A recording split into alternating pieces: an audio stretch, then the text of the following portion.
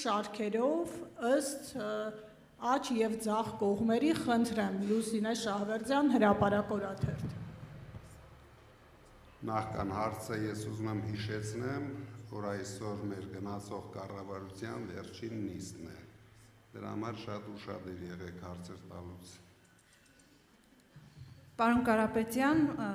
ընդունված կարծիք կա, որ Հայաստանում իշխանությունը հնարավոր չէ փոխել ընտրություններով, եւ դա մենք տեսել ենք։ Մինչդեռ դուք ընտրություններից ամիսներ առաջ ձեզ ներկայացնում եք, ձեր թիմն էլ ձեզ ներկայացնում է ապագա վարչապետ։ Դուք մի առիթով ասացիք, որ սոցհարցումների հիման վրա է ձեր համոզմունքը։ Ես ուզում եմ հարցնել, եթե այդուհանդերձ ընտրություններից հետո դուք իշխանություն չվերցրեցիք, համարելու եք արդյոք, որ ընտրությունները կեղծվել են, եւ այդ դեպքում ունեք արդյոք պլան B, թե վերցնելու եք ձեր մանդատները եւ Նիկոլ Փաշինյանի մոտ ընդդիմություն եք աշխատելու, եւ նաեւ դուք տեսնում եք, որ հող են նախապատրաստում իշխանությունները ձեր գրանցումը կասեցնելու հետ կապված, ճիշտ է գրանցվել եք, բայց հնարավոր է ինչ-որ փուլում նաեւ կասեցնեն։ Այս դեպքում էլ ունեք արդյոք պլան B եւ ձեր ընտրազանգվածին որ ուղղությամբ եք ուղղորդելու։ Շնորհակալ եմ։ Գիտեք, այդ պլան B-ն ունի հայ ժողովուրդը։ Այսինքն ես ինչ պետք է անեմ մենակ։ Դրա համար հաստատ հայ ժողովուրդը ունի բոլոր պլանները, քանի որ մենք գնում ենք բացարձակ հաղթանակի եւ վստահ ենք դրա մեջ։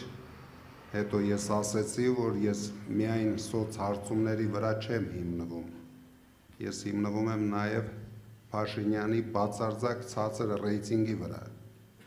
ինչը որ երևի դուք ինձնից լավ եք տեսնում։ Դրա համար մենք անում ենք հիմա առաջին քայլը։ Մենք գնում ենք ընտրությունների